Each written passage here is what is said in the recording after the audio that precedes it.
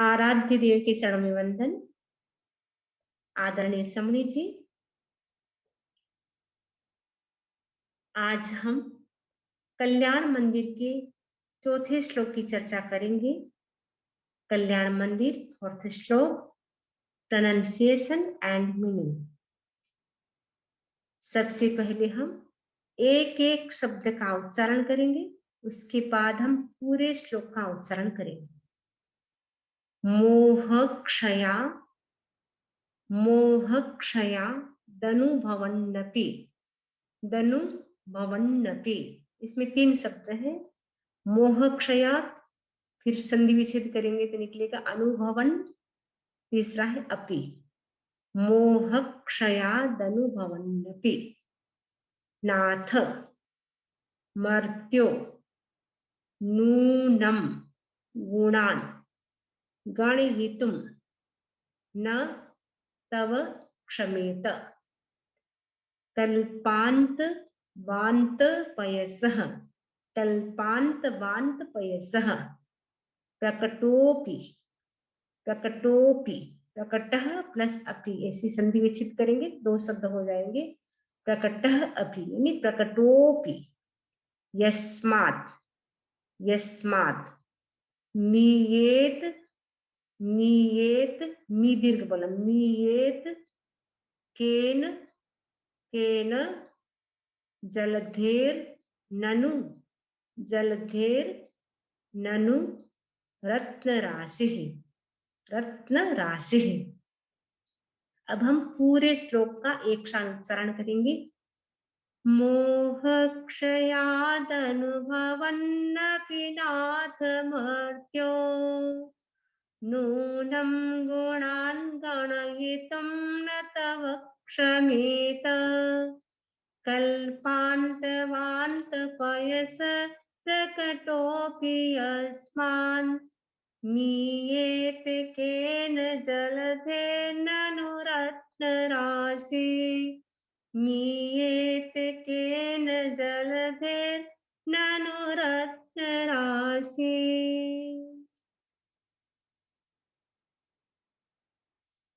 व्यक्ति कार्य का प्रारंभ करता है, लेकिन कभी कभी ऐसा होता है कोई भी हम काम करते हैं बीच बीच में विघ्न बाधाएं आती रहती है।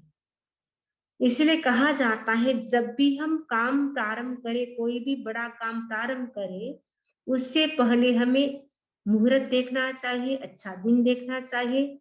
यदि हम अच्छा मुहूर्त, अच्छा दिन देख करके काम करते हैं तो काम पूर्ण रूप से अच्छी तरह से होता है, पूर्ण। यदि हम बिना मुहूर्त, बिना दिन देख के काम शुरू कर देते हैं तो कई बाधाएं भी आ सकती हैं। लगता है आचार्य सिद्धसेन ने अच्छा दिन देखा या नहीं देखा, वो खोज करनी पड़ेगी इतिहास में।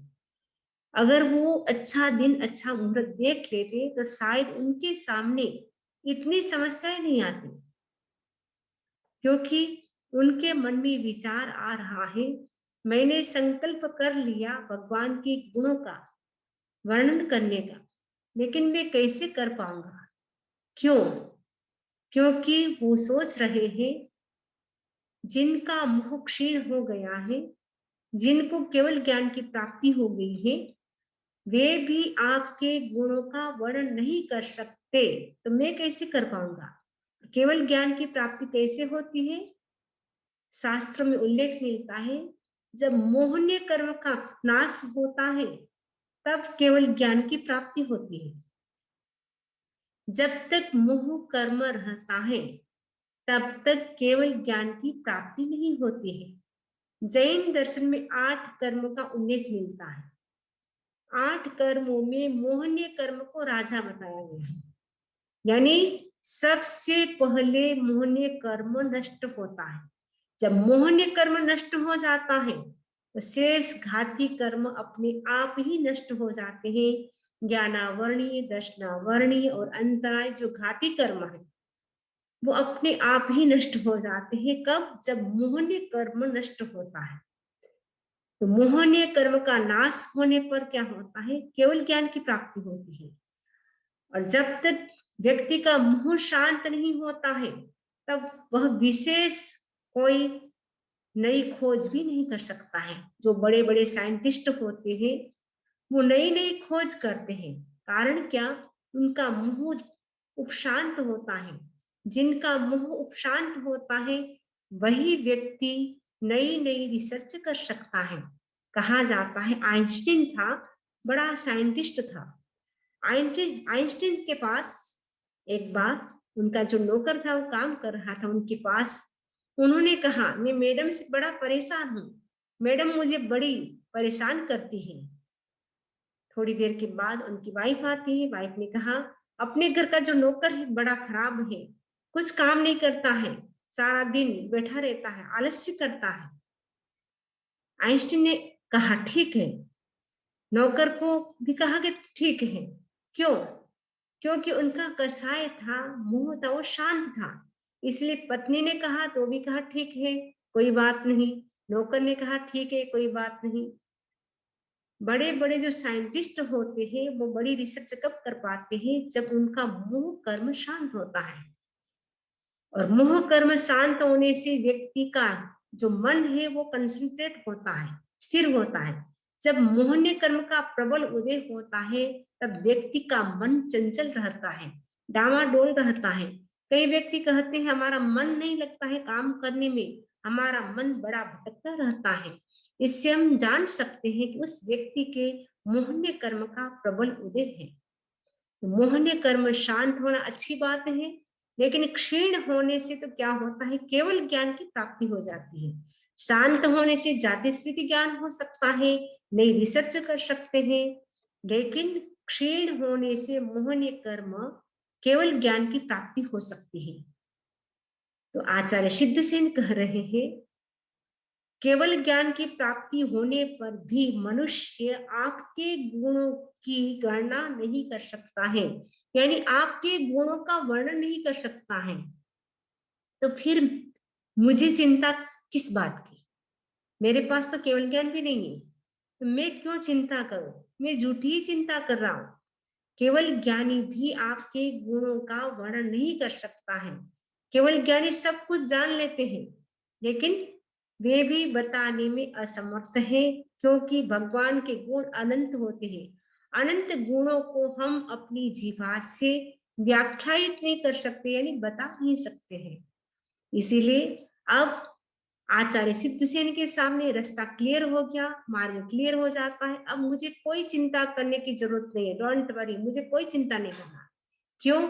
क्योंकि केवली भी आपके गुणों की गणना नहीं कर सकता है, आपके गुणों का बखान नहीं कर सकता है, प्रशंसा नहीं कर सकता है, वर्णन नहीं कर सकता है, फिर मैं कैसे कर सकता हूं?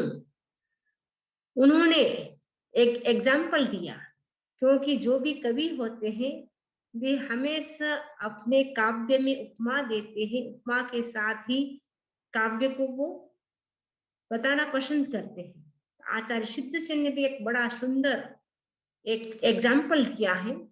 उन्होंने कहा है जैसे जब प्रलय काल की हवा होती है, भयंकर हवा, साइक्लोन आता है, कितनी तूफान, इतना तेज, इतनी हवा होती है, तेज हवा होती है।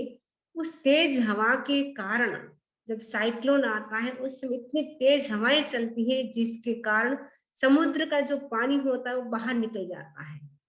कभी कभी होता है जो रेगिस्तान होता है वो समुद्र बन जाता है, समुद्र होता है वो थल बन जाता है, थल होता है वो जल बन जाता है। आज जो समुद्र है वो पहले रेगिस्तान रहा हो, अभी जो समुद्र है वो हो सकता है फ्यूचर में वह भी रेगिस्तान बन जाए, यानी जमीन बन जाए, ऐसा भी होता है। तो प्रलय काल यानी जब साइक्लोन होता है उस समय भयंकर हवाएं चलती है जिसके कारण समुद्र का सारा पानी बाहर निकल जाता है।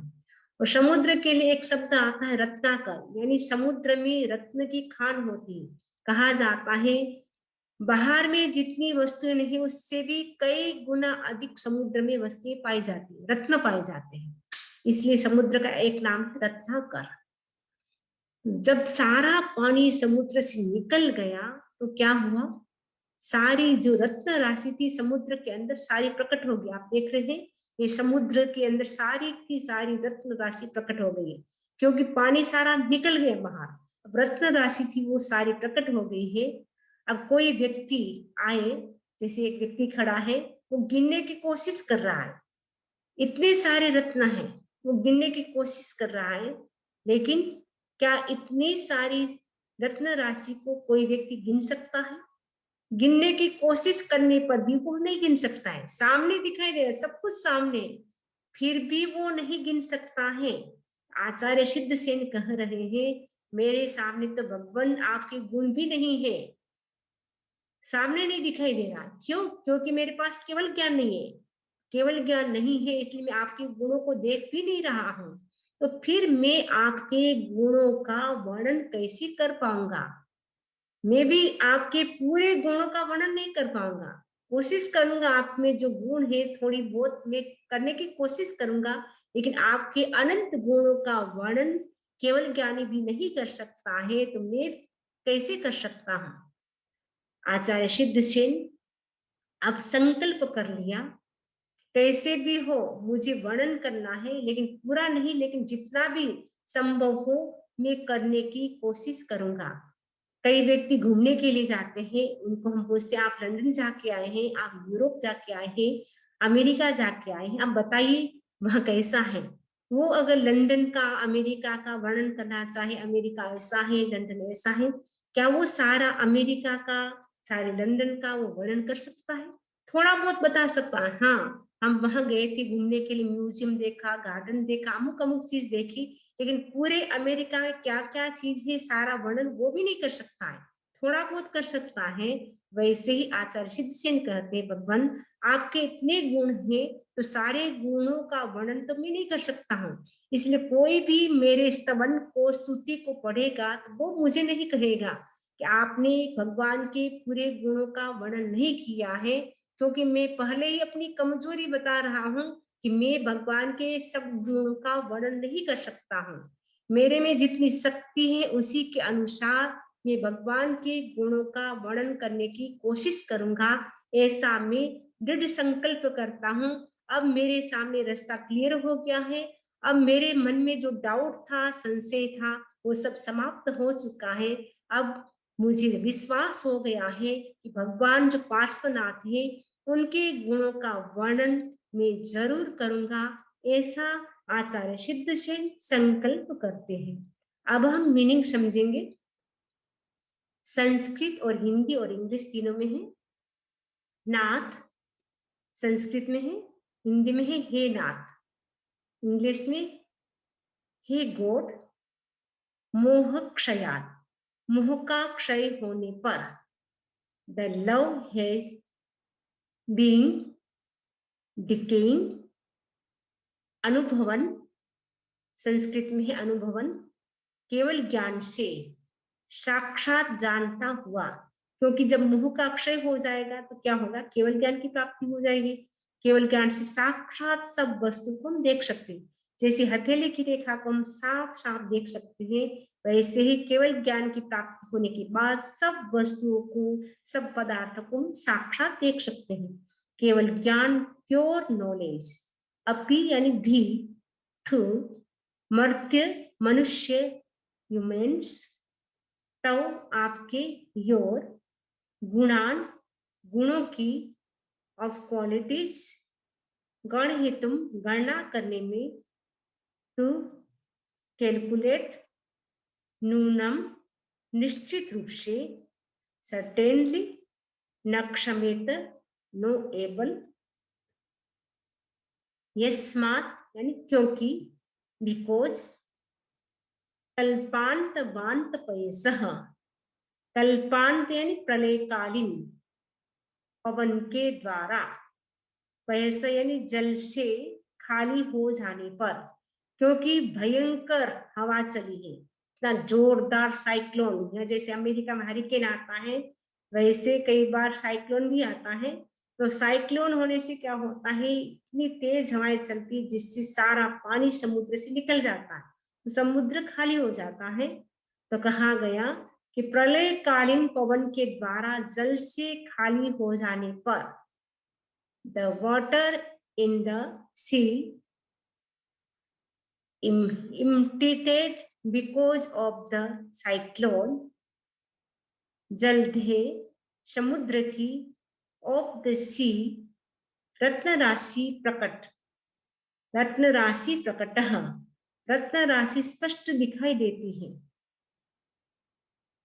Gemstones are clearly visible, अपि यानी फिर भी, स्टिल, ननु यानी क्या, वॉट, कैन किसी के द्वारा, बी समवन, मिएत मापी अर्थात गिनी जा सकती है, कैन बी मेजर्ड अर्थात नहीं गिनी जा सकती है।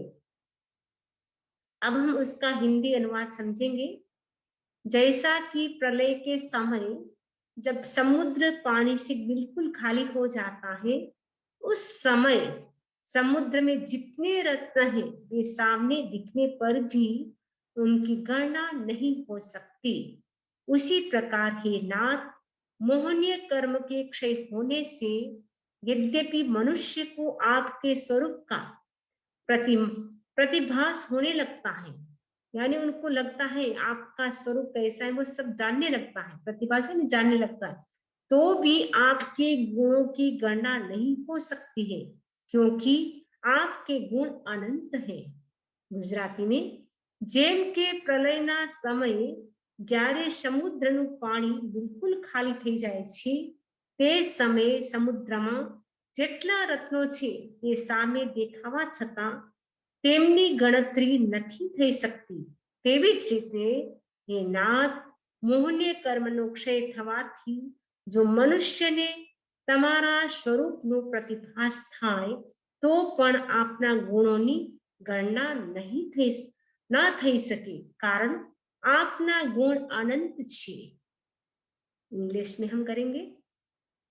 Although on complete uprooting of mohniya karmas, the enlightened has a glimpse of your form. Even then, your infinite virtues are impossible to enumerate, just as the help of James, the ocean contents becomes visible at the time of a terrible tempest, when it is empty of water. But even then can someone count this heap of gems? No, never. हमने जाना आचार्य सिद्धसेन, उन्होंने संकल्प किया है, अब उनका संकल्प दृढ़ हो गया है। अब वो संकल्प उन्होंने इतना दृढ़ कर लिया है, अब कैसी भी परिस्थिति आए मैं पीछे नहीं हटूंगा, मैं जरूर भगवान की स्तुति करूंगा, ऐसा उन्होंने संकल्प कर लिया है।